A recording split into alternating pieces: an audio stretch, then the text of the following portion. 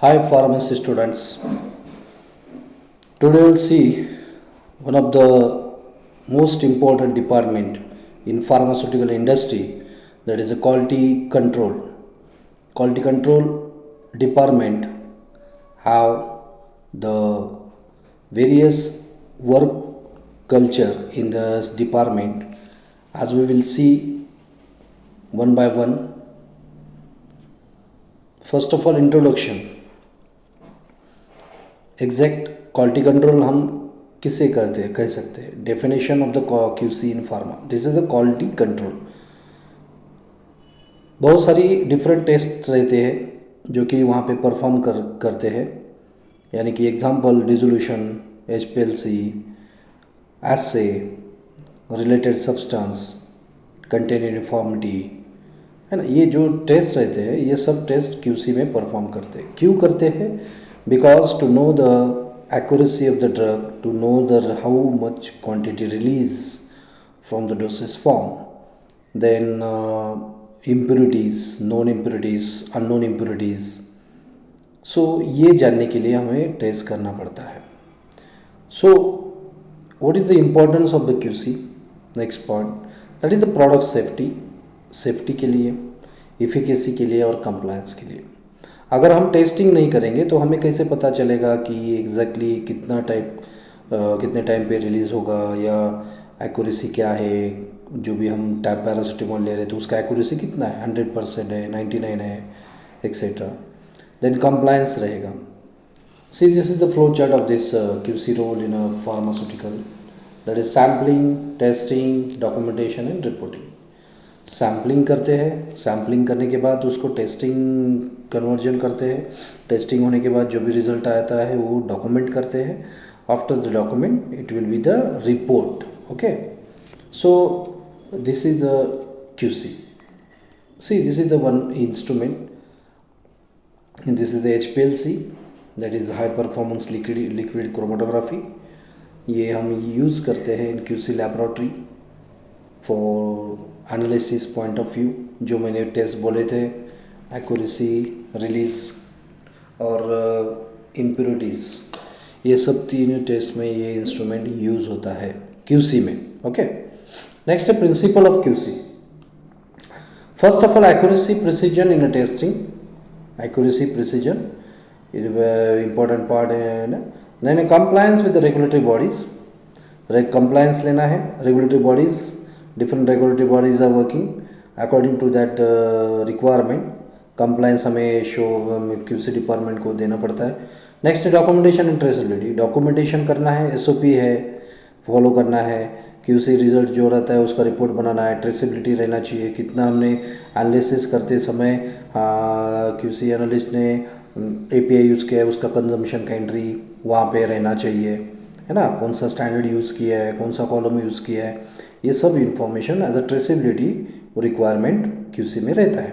उसके बाद continuous improvement, उसमें नए नए सॉफ्टवेयर है या नए डॉक्यूमेंटेशन टेक्निक है तो वो इम्प्लीमेंटेशन कंटिन्यूस होना चाहिए। सी this is another instrument, that is UV spectroscopy. UV spectroscopy QC laboratory का ही एक पार्ट है इंस्ट्रूमेंट का। ओके, नेक्स्ट हम देखेंगे that is role of QC department. अभी रोल क्या है रहेगा किसी का? First of all, safeguarding product integrity. Safeguarding means जो भी हम टेस्ट करते हैं, सपोज क्यूसी में इन प्रोसेस क्वालिटी कंट्रोल रहेगा या in process final finish doses का रहेगा, उसमें जो टेस्ट करते हैं हम, उसमें हमें जानना पड़ता है कि एक्यूरेट कितना है, उसका रिलीज कितना हो रहा है। तो ये एक one type of integrity maintain करने के लिए हमें क्यूसी डिपार्टमेंट का बहुत बड़ा रोल है इंडस्ट्री में। नेक्स्ट है preventing batch failure. Batch failure नहीं होना चाहिए। अगर सपोज एक बैच में our expectation is 99% to be should be release, okay, अगर लेकिन एक बैच में हमें 90% रिलीज आया या 80% आया, तो वैसे ही बैच अगर पास आउट करके हम भेजेंगे तो बैच फेल्यूर आया जाएगा। सो बैच फेलियर प्रिवेंशन कैसे करना है? अगर 99 आया तो पास है ना, 80 70 ऐसा रिजल्ट है तो उसको होल्ड करना चाहिए। क्या एग्जैक्टली प्रॉब्लम हुआ है एनालिसिस करना चाहिए, डेविएशन लेना चाहिए, उसके बाद उसको बैच को फिर से कुछ कापा है तो कापा लेना चाहिए, उसके बाद उसको रिलीज़ करना चाहिए, देखना चाहिए अगर वो अगर कंपेटेबल है 99% रिजल्ट के साथ तो उसको रिलीज़ करना है। That is the prevention of batch failure. Then supporting regulatory audits, regulatory audits को सपोर्टिंग डेटा इंपॉर्टेंट रहता है। As per the requirement they need to take the data for release by dissolution HPLC, assay HPLC, then concentration of known impurity, unknown impurity. Okay, the data they need to for the as a supporting data. Then collaborative with the QA के साथ collaboration रहेगा, R&D के साथ रहेगा and production team के साथ रहेगा। QA के साथ कैसे रहेगा, क्योंकि हमने देखा है लास्ट वीडियो में quality assurance department, it is a core function with the QC। Okay, QA check करेगा, जो सैम्पलिंग करते हैं IP QA डिपार्टमेंट, वो सैम्पलिंग QC के पास भेजा जाता है, वहाँ से रिजल्ट IP QA के पास आ जाता है। That is the it's collaboration. Then research and development, research and development में क्या होता है, जो analytical research and development department है वहाँ पे मेथड डेवलप किया जाता है और वैलिडेशन किया जाता है, और वही टेक ट्रांसफ़र के अकॉर्डिंग प्लांट लोकेशन में QC में ट्रांसफ़र होता है मेथड, तो उसका भी एक कोलेब्रेशन है। नेक्स्ट है प्रोडक्शन टीम, प्रोडक्शन में जो भी इन प्रोसेस रहेगा प्रोडक्शन में, एग्जांपल ग्रैनुलेशन में रहेगा, आफ्टर ड्राइंग सैंपल लेना है, बिफोर ड्राइंग लेना है, लुब्रिकेशन होने के बाद लेना है, बाद में कंप्रेशन से हमें सैंपल लेना, QC डिपार्टमेंट सैंपल कलेक्ट करता है, देन कोटिंग से ही करता है, तो उसके बाद वो in process quality check quality control का काम रहता है। सो ये collaborating department QA R&D and production team के साथ रहता है। See the another one instrument inserted here as a gas chromatography, है ना, सॉल्वेंट आइडेंटिफिकेशन का काम करता है gas chromatography, which type of solvents involve in product, है ना, ये हम यहाँ पे देख सकते हैं। What are the key responsibilities of the QC? Raw material testing, raw material जो कलेक्ट रहता है इंडस्ट्री में उसका टेस्टिंग होता है पहले, उसमें क्या क्या टेस्टिंग रिक्वायरमेंट है, उसका रिजल्ट क्या रहना चाहिए as per the specification and STP, वहाँ पे QC डिपार्टमेंट शो ऑफ करता है।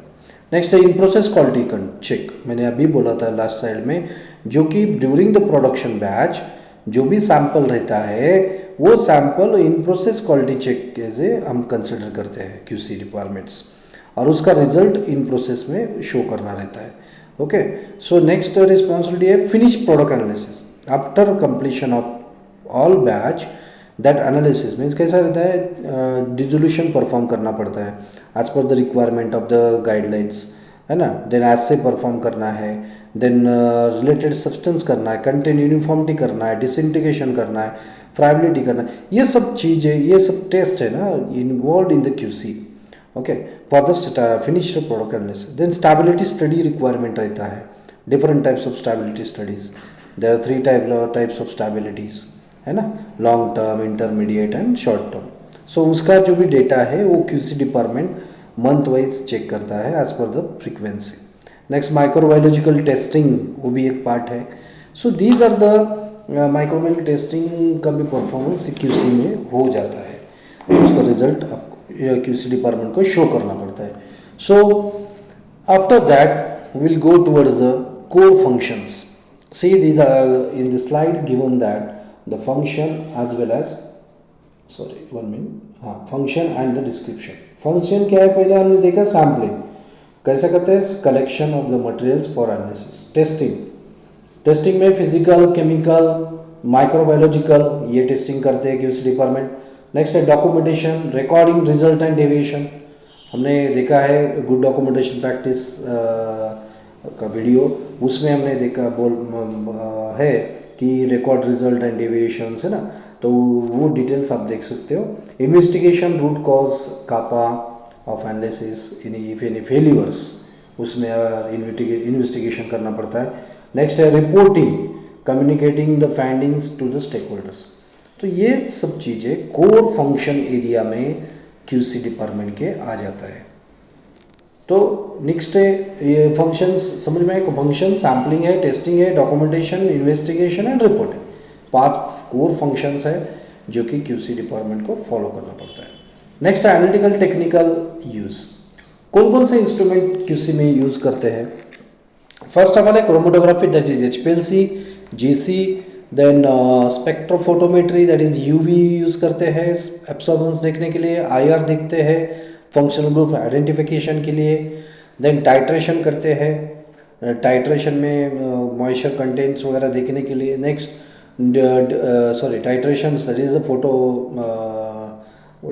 ऑटो टाइट्रेशन एक्सेट्रा वहाँ पे रहते हैं।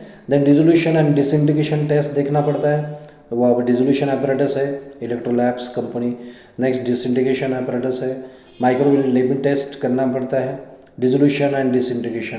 Okay, so these are the analytical techniques used in the QC laboratory to get the result of analysis. Okay, next qualification कौन सा रिक्वायर्ड है, स्किल्स क्या लगेगी जॉब QC में अगर हमें करना है? First of all B.Pharm, M.Pharm, BA, MSc chemistry, microbiologist और any related field, that is the mostly nowadays B.Pharm, M.Pharm they preferring for to get the job. Next है स्किल्स, क्या क्या टिक स्किल आना चाहिए? एनालिटिकल थिंकिंग रहना चाहिए, analytical point of view means आपको instrument का नॉलेज होना चाहिए, जो कि मैंने बताया instrument HPLC, UV, IR, GC etcetera etcetera. So इस इंस्ट्रूमेंट का प्रिंसिपल, उसका फंक्शन, एप्लीकेशन ये आपको पता होना चाहिए। नेक्स्ट है अटेंशन टू डिटेल्स, सीखने की इच्छा होना चाहिए डिटेल्स में, एनालिसिस क्या रहता है, कौन कौन से इंस्ट्रूमेंट है, क्या प्रोसेस है, और ये सब चीज़ें आपको देखना है। नेक्स्ट रेगुलेटरी नॉलेज होना चाहिए, कितने रेगुलेटरी बॉडीज़ है ना, ICH गाइडलाइन क्या है, ये स्किल थोड़ा पता होना चाहिए। Next lab instrument expertise, instrument आपका हैंडलिंग होना चाहिए। Okay, so these are the some qualification and skill required to get job in QC। Okay, so आपको QC के रिगार्डिंग तो कुछ क्वेश्चन है तो आप कमेंट बॉक्स में पूछ सकते हो। और QC डिपार्टमेंट में क्वालिटी कंट्रोल, सो एक शिफ्ट वाइज काम रहता है बेसिकली फॉर बॉयज़, बिकॉज सुबह 7 से जाके 3 बजे तक, 3 से 11 बजे तक, 11 से रात सुबह 7 बजे तक, ये 3 शिफ्ट में काम रहता है QC में। और for girls only 1 shift I think, sorry first shift and general shift for girls. Okay, so अगर QC में करियर ग्रोथ अच्छा है, वहाँ पे पैकेजेस अच्छे बढ़ते हैं क्योंकि अपॉर्चुनिटी ज़्यादा रहती है ना। हर एक इंडस्ट्री QC में मिनिमम 40-50 लोग का रिक्वायरमेंट रहता है ना, मिनिमम बोल रहा हूँ मैं। सो दैट रिक्वायरमेंट के अकॉर्डिंग अपॉर्चुनिटी ज़्यादा है तो स्कोप भी ज़्यादा रहेगा। So you can take the best opportunity in QC for career growth. Okay, thank you for listening and subscribe the channel if you not subscribed, please. Thank you.